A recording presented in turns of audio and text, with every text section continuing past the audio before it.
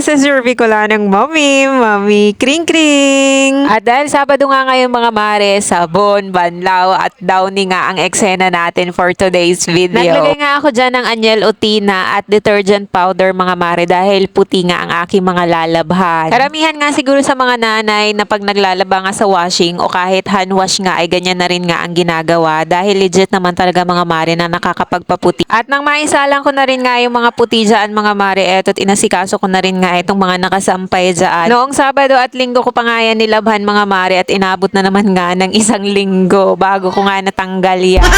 At habang nagwa-washing nga mga mare, eto't pumasok na muna nga ako dito sa loob at magma-magic na nga muna tayo para mabilisan nga ang paglilinis dito sa kusina. Hindi ko na nga mga mare ipapakita sa inyo ang paglilinis dyan dahil alam ko naman na umay na nga kayo. At eto nga mga mare, pagkatapos ko nga dyan maglinis, eto tapos na rin naman ako mag-washing at tinulungan nga ako ng aking anak sa pagbabanlaw. O di ba't may naaasahan na rin nga ako, pero mga mare kapag alam ko naman na mabigat nga ang gawain na hindi ko talaga yan pinapatulong. Syempre bata panghayan para nga mamulat sa sobrang daming gawain. Kapag nga nagsabi yan sa akin na tutulong siya ay talagang pinapatulong ko. Kaya nga lang minsan mga mare kapag naglalaba ay talagang hindi ko na nga pinapatulong. Paano ay pagkatapos ko nga maglaba basang-basa nga ako dahil puro laro lang naman ang ginagawa.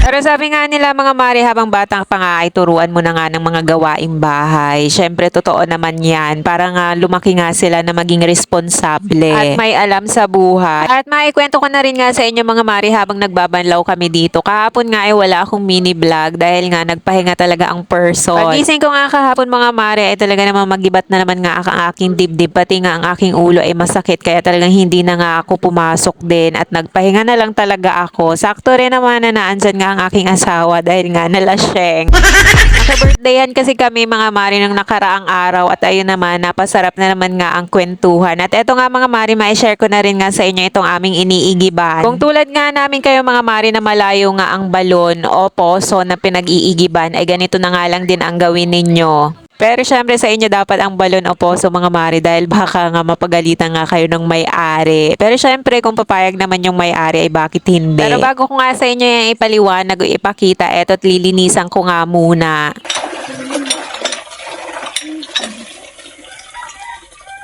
At dahil poso nga ito mga mare, talagang makalawa nga ang tubig dyan. Pero malinaw naman siya, yung nagiging lalagyan niya nga lang talaga ang nagiging makalawa. Bali, ideya nga ito ng aking ama at eto nga mga mare, naglagay nga yan ng drum dyan at naglagay ng hose na magkokonekta nga hanggang doon sa baba. Kung napapansin nyo nga mga mare, may dalawang ang hose dyan na itim dahil yung isa dyan mga mare ay sa kapatid ko nga.